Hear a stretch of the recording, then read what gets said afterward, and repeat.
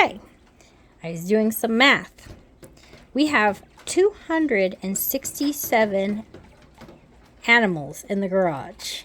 We have 47 of the jumbo Coturnix quail, white and the Egyptians. Then we have 153 quail chicks that these we hatched out. And they like to lay there and look dead just to freak you out. We've had a couple deaths. It happens. So, there's 2 of the quail. And then there's a bunch in here. And I had to give them 2 waters because I came in to discover they were completely out of water.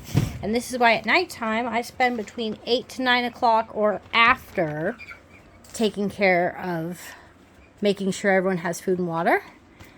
This one, there's been some issues with hormones and bullying. So I separated this one, and this one's got an injury because it was in with ones that decided to beat it up. Meat birds. We had 88, but there was an issue with the post office, and they got stuck in Texas, and we had 88, and we're down to 18. So a lot of them died. So the next ones we're getting are from a lady who's the lady's hatching about herself. She's not doing the post office. So 18 here. And then I wanted to mix it up, and I got some Americanas, but we also love our black Australarps. So we have 10 black Australarps, which will go into our black Australarp group down the hill once they're bigger. And then the 14 Americanas are going to have their own coop, so we can breed them and hatch out chicks if we want to. So, last but not least are the big ducks. They grow really fast. So we have 15 Pekings right here and 10 blue Swedish. So this is what we have in the garage. And then down the hill we have, let's see, what's down the hill? We have black Swedish, black Swedish. We have 2 coops of chickens. So 53 chickens and roosters down the hill, and 3 turkeys, 5 cows, a bunch of quail, 40 quail that are our breeders. So let's see, am I getting it right? Okay, ducks are over here. So I don't remember how many of those we had. I think we got 10 or 15, and then we had 2 adults.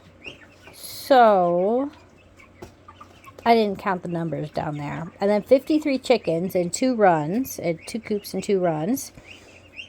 And then the quail, and then the 3 turkey, and then the 3 dogs, and then the 5 cows. Yeah, I think that's about it. So at nighttime, we have to close up the ducks and close up the chickens. And then after everyone's closed up down there, I come up here and check on all of these guys and make sure they have food and water, because I don't want to have to rush in here right away. When I wake up, I like to take my time. I want to rush in here to feed and water everyone right away. So I try and make sure they have food and water, because with these ones have lights, these ones have lights, these ones have lights. So when we turn off the lights above them, there's still light in here.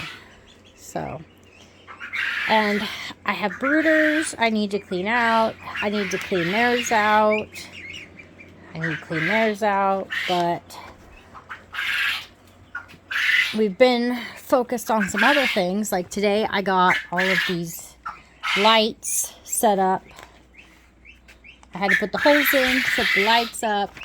So we have lights in all of these because those quail in that brooder are going to be spread out in here, and we could put 30 per level, but as they get bigger, we're probably going to spread them out more.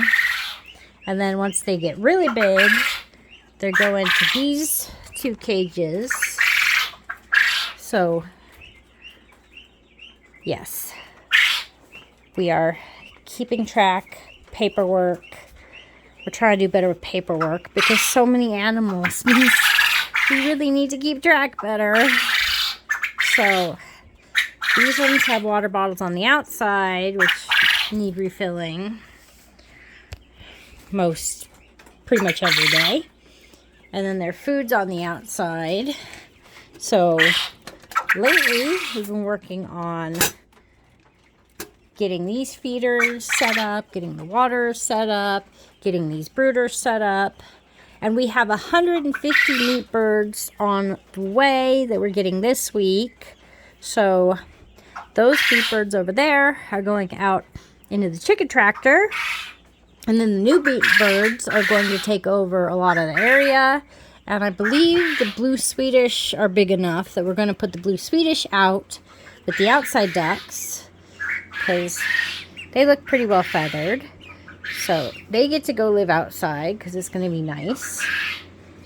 And these ones will be in here for probably another week. We got these a week apart. So these ones are like 3 weeks and these ones are 2 weeks. So yeah, we have a lot going on, but it's totally worth it. I do like it. Well, is it totally worth it? Maybe not. But I do like having the animals and growing them out.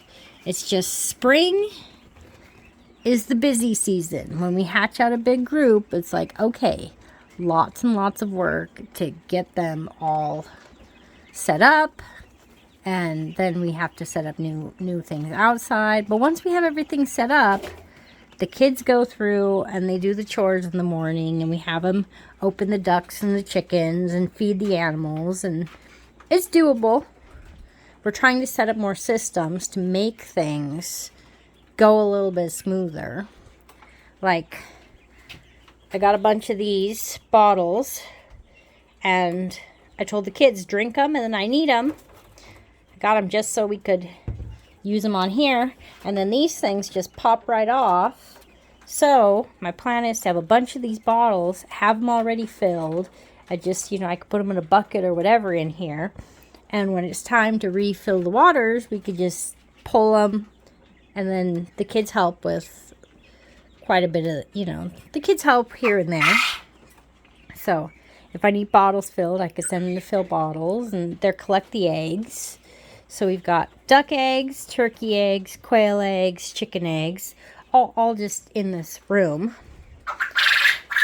So I need to do the poop trays too. But this is finally set up. And all of these have bulbs, but the bottom one says we need more bulbs because we went and bought a bunch of bulbs, but, the store doesn't always have enough of them. We bought 6 one day, and then we bought 2 the next day, and that was all their stock. That was all they had.